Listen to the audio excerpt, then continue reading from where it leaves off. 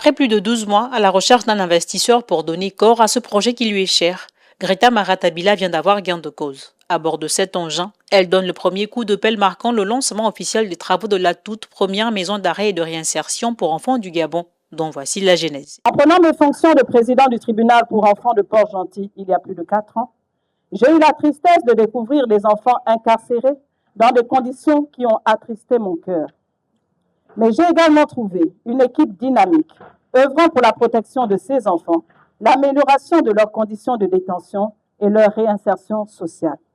Ensemble, nous avions un rêve, celui que ces enfants, en conflit avec la loi, puissent être détenus dans les conditions fixées par les articles 208 et suivants du Code de l'enfant en République gabonaise, c'est-à-dire dans une maison d'arrêt pour enfants adaptée à leur âge, organisée de manière à assurer leur sécurité, leur bien-être, mais aussi à favoriser leur réinsertion sociale. Au cœur de ce rêve qui finalement devient réalité, la détermination et la foi qui, à en croire le maître d'ouvrage, devrait servir de carburant à tous pour amener les choses impossibles à l'existence.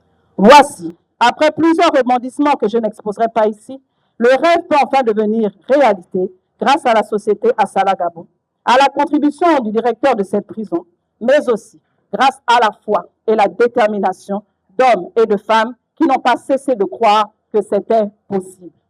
La concrétisation de ce projet nous enseigne que lorsque Dieu nous a mis un rêve dans le cœur, il faut y croire et ne jamais, jamais se décourager, et ce, quelles que soient les oppositions.